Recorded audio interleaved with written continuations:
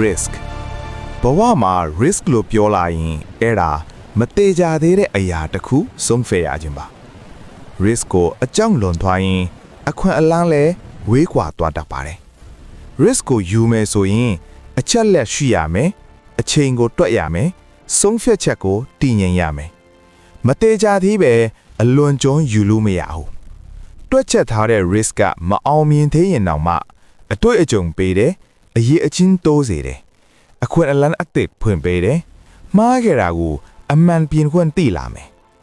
risk ကြောက်ပြီးမလွတ်ရှားရဲရင်လည်းဘဝမှာလက်ရှိအခြေအနေတိုင်းပဲနေသွားရတတ်ပါတယ်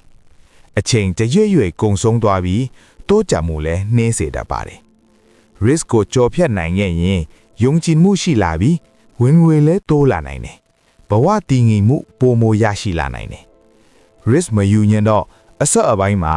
လုံခြုံမဲ့အေးဆေးမဲ့ထင်ရပေမဲ့အခွင့်အလမ်းတွေနဲ့ဝေးကွာလာတော့ပါတယ် risk ဆိုတာမစင်မချင်းမျက်လုံးပိတ်ပြီးယူခြင်းထက်တေချာစွာလေ့လာတွက်ချက်ဆုံးဖြတ်ပြီးဘဝရဲ့စိန်ပေါ်မှုအပိုင်းကိုဖြည့်ရှင်းသွားဖို့ပေါ့ပဲတင်ရော risk ယူရတာကိုကြိုက်နေသလားသို့မဟုတ်ကိုယ့်ဘဝကိုအရင်လိုအရင်တိုင်းပဲဖြတ်ပန်းနေလား